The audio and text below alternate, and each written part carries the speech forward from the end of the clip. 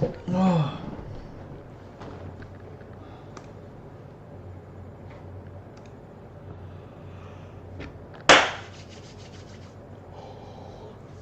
What's up, YouTube? What's up, YouTube? It's your boy J Flood 201 back with another reaction.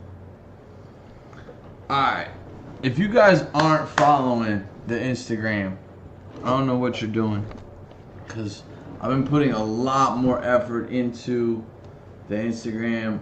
I got a lot of help with it. Definitely go and check it out. It's dope. That being said, we're gonna watch a new channel. I've never checked this stuff out. It's called Hood 187. You know, I get all the street politics, all the gossip, the hood shit channels. I'm gonna be doing some scout talent stuff out here in Jersey. I might even do like some hood vlogs again. But I've gotta drop something on the main channel that is like a full edited video, and I'm starting to mess around with CapCut. So the more I talk about it, the more I know I have to do it, because I can't just keep talking about it. So anyway, guys, we're gonna check out a new channel. Sorry, I'm a little tired streaming late night. Hood 187. Never seen any of his content. It got suggested to me. Anyway, Oklahoma has a long history of organized crime back in the 60s, 70s, 80s, and 90s. By the late 90s, early 2000s, the Oklahoma City organized crime families, you know, like the Italians, were gone. They're extinct. Those of them that are left ended up turning state's witness or going away for long bids or merging with other families in bigger areas. A lot of them moved to Florida. There's a lot of crime families down in Florida that operate. There's a lot of crime in general that is organized down in Florida. That being said, what has taken over are the street gangs. And that has happened to a lot of Midwestern cities. Oklahoma City being one of them. St. Louis, you know, Tucson, places in Ohio, right? These are, these are places, Illinois, right? With the Chicago outfit. The outfit still exists, but it's a shell of what it once was. The street gangs have taken over the organized crime out there. So this says North Tulsa versus EBK, the birth of Oklahoma's deadliest rap group, the story of 4800 Osama, someone I've never heard of in my life. We're going to jump right into it. We're going to let you know if it's trash or if it's good here at 201, because we keep it true, and that's the truth. Alright, let's go. Let's see what they talking about. I see that you actually have Cali connections, bro. Are they to blame for the? Are you to blame for the sound and us stealing Cali sound, bro? Cause everybody know you the first that was connected, bro. Tulsa police arrested a man they say shot a rival gang member. Investigators say they connected 21-year-old Quijon Harian to the shooting that happened back. Quijon. Sorry, it's the name. Quijon. She said John like it's a... anyway. Back in June. Investigators say they matched the shell casings found at the scene to a gun that Harian owned. I got hit in my eye, nigga. My left eye is gone. Shit. Motherfuckers know who it was, right? Tulsa police say inside the car with the shooter, his brother, this man, Darian Henderson.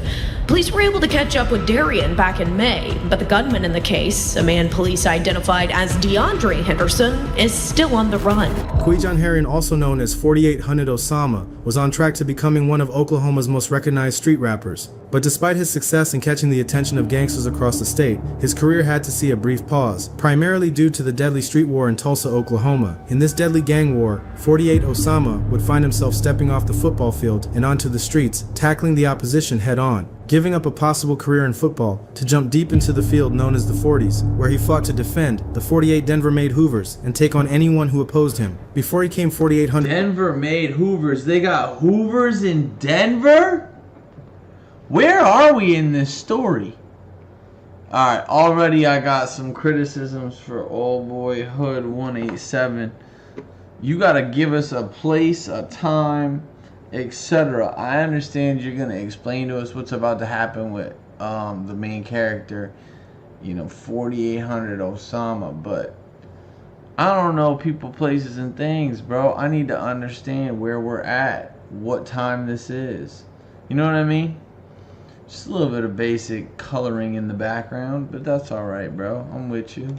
Under Osama, he was known as Quijan Harian, also referred to as Dex. 48 Osama played football for McLean High School from 2017 to 2021. Here's where he developed a deep love for the sport. Osama dedicated much of his time to training, pushing himself to become the best player he could be. With dreams of someday making it to the NFL, he envisioned a future as a professional football player. The harsh reality is that while Osama was out on the field playing football, he and his friends found themselves tangled in street conflicts with rival neighborhoods. Osama himself admitted that he never wanted it to end this way. He had a deep passion for his football career, but the ongoing street tensions, which tragically led to the deaths of his friends, ultimately pushed him toward the streets. In fact, he went as far as saying that he was groomed to become a gangster and was forced into the gang life. But one of the major events that deeply affected Osama and transformed him into a determined 48 member was the death of Mikey on June 11, 2019. Tulsa police are working to learn more information about a deadly shooting near East 51st Place North in MLK. At this point, detectives say they can't call the shooting a homicide because they're still waiting to hear the ruling from the medical examiner's office. Homicide detectives say they talked to people who were inside the home when the shooting happened, but no arrests have been made. There were rumors circulating about a strange backdoor situation surrounding Mikey's death, although investigators and the police department classified it as a self-inflicted wound. Even though the police department labeled the injury as self-inflicted, this hasn't stopped his rivals from dissing him, with the 48 Hoovers creating a new gang called Mikey Land, which many credit to EBK Tootie for its formation. However, the history of the 48 gang is rumored to trace back to Pooh 8, who established it before his unfortunate crash out, which led to his passing. Pooh 8 is said to have taken the 48 Denver-made Hustle Gang and transformed them into Hoovers, with a blessing from the 57 Garrison Block Hoover Crips. But even before this, the 48 Denver-made gang always maintained ties to the Hoovers through Mikey's father and uncle, despite being a Black Flag gang at the time. The EBK movement was... Oh, okay, alright, I get it. So, he's got some ties to California. They got the blessing from out there. And they're a real Hoover set out in Tulsa.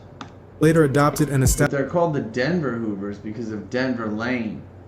Established by Osama and Tootie, who brought California's Stockton flow into the Tulsa music scene. Though Osama's sound was way different than this in the beginning, with 800 shots being proof of this. Nah, 800 shots come behind me, niggas. I love my spotters, bitch. Don't fuck with snakes, but I'm slimy, niggas. I'm tryna wipe the bitch. Don't shoot right when you timing, niggas. I'm tryna knock some shit. I ain't crashing out my young niggas. I'm tryna hide my gym. Respect, you know that's everything. And I love loyalty. Niggas that go. But what set them apart from others was their unique alliance with the EBK Nightingale Bloods and Crips, uniting members of these rival gangs under the same cause to kill everybody who goes against them. One might assume this gang is made up entirely of bloodthirsty serial killers, but when you examine their numbers, you begin to understand the mentality they've adopted. With over 10 rival neighborhoods expanding throughout Tulsa, including the notorious Crips and Red Mob Bloods, it becomes clear why they were forced to adopt such a ruthless approach. This ongoing war between the 48 Denver gang and the Red Mob would escalate into a deadly confrontation, with one particular 48th affiliate, Darian Henderson, also known as Tricky, finding himself caught off guard. While Tricky was out in the streets, a Red Mob Blood member rolled up on him, pulling down the window and firing several shots. However, in a stroke of luck, Tricky tripped over a brick, and although he was struck in the eye, he survived, gaining a signature look as a result of the injury. Tricky managed to escape the situation, but Osama would also become embroiled in the conflict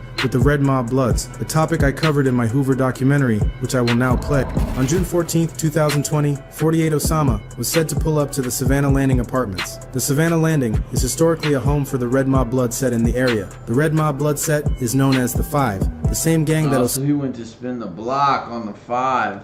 Osama was dissing in the snippet. 5K, a nigga fly K. 5K, a nigga fly K. It said the 48 Hoovers had a lengthy history of beef with the 52 Red Mob Bloods, and on this day, it would escalate. He allegedly let off multiple rounds at a group of Red Mob members hanging outside the building. Gunfire would allegedly erupt between the two groups, but when the smoke cleared, a teen was found hit, taking bullets to both legs. The teen was expected to recover and be released from the hospital soon after the incident, but he refused to cooperate with law enforcement, likely fearing retaliation for snitching. 48 Osama would go weeks without getting caught, but Tulsa police were already on his trail. They had intel on his activities and were aware he'd been trying to sell the gun used in the shooting. Osama would attempt to sell the gun on Marketplace, but what he didn't know was that the cops were one step ahead. 2 months later, the police tested the shell casings from the shooting and found they matched Osama's gun. Allegedly, there was also footage of Osama carrying the weapon in his waistband as he ran back to his car. It didn't take long before he was arrested and charged with crimes tied to the shooting. 48 Osama. Yo, would you really sell a fucking used gun for a crime on Marketplace? That's insane. Currently locked up in the Oklahoma prison system. 48 Osama isn't backing down when it comes to the beef, which led him and other members of 48 to expand their presence across Oklahoma, reaching places like Muskogee. However, as they gained more attention from the ops, they suffered a major loss when a member, EBK J8, was allegedly caught by their rivals after dissing them 2 years ago in a song. You niggas pussy, y'all some bitches, y'all won't blow shit. Y'all stay flexing with them glicks, but won't get on shit.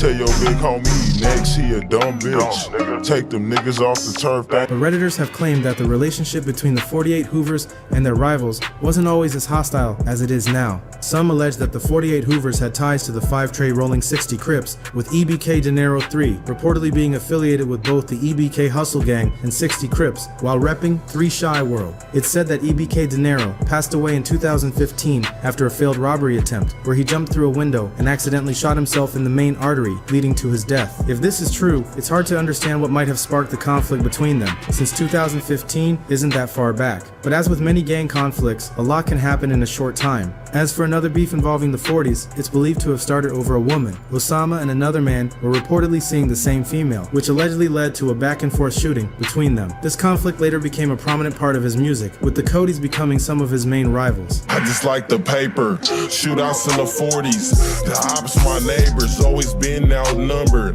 so I'm head first.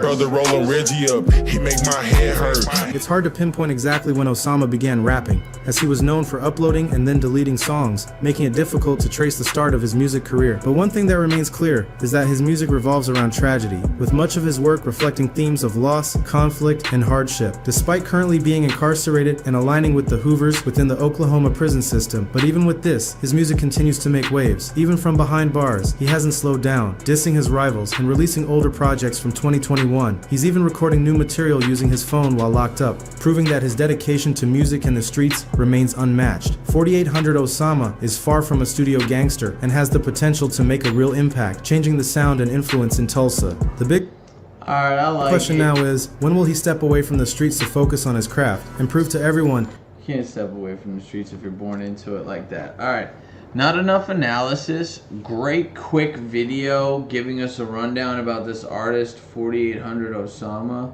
And I'll be honest, it does a really good job of explaining the beef. He even shows you that little map.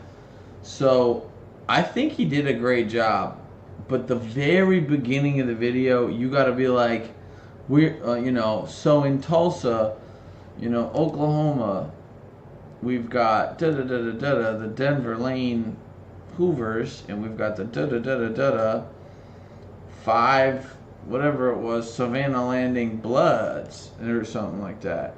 So that we kind of get a picture of what you're about to explain, and then jump into the explanation, saying who's beefing with who and who got capped and all that stuff.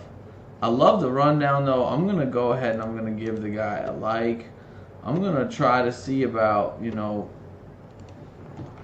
decent video. Enjoyed watching. I'm gonna give I'm gonna give him a like. I don't know if I'm gonna give him a follow yet, but we're gonna watch more material and we're gonna react to it. He's got maybe a little bit too much in the description. Clips Hood Street Life. Interview Surecap. Video editor Raul Patel. Bruh. What is going on there? Interesting. Anyway, back to this. I liked it. I'm going to give it a solid 6.5, bro. Because the visuals are on point. The editing's on point. The little script that you wrote, on point, bro. And I fuck with it. I really do. I fuck with it, you know? I fuck with it, bro. I now wanna listen to one of this guy 4800 Osama's music videos. I don't know if I'm gonna subscribe to your channel yet. It seems like you're doing alright. You got like 10K subscribers. Hopefully they're not bots. But I fuck with it. I'm gonna keep watching, you know. I wanna see you step up your stuff so that we can enjoy it more. Alright, but that was it. You know, it's a 6.5. Lots of room for improvement for the guy. We might even go back down to a 6. It might be a 6, not a 6.5. I'm going to give it a 6. A lot of room for improvement. Really good stuff. Maybe an extra 2-3 minutes, too, to really flush out that intro at the beginning.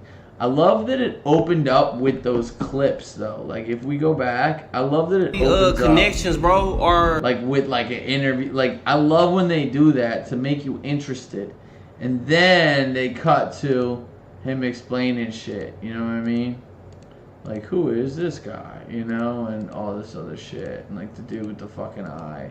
They never, but also like, you never came back to that. You explained who this dude is in the hospital bed, but you never came back to this. This is his brother, I guess, who got shot.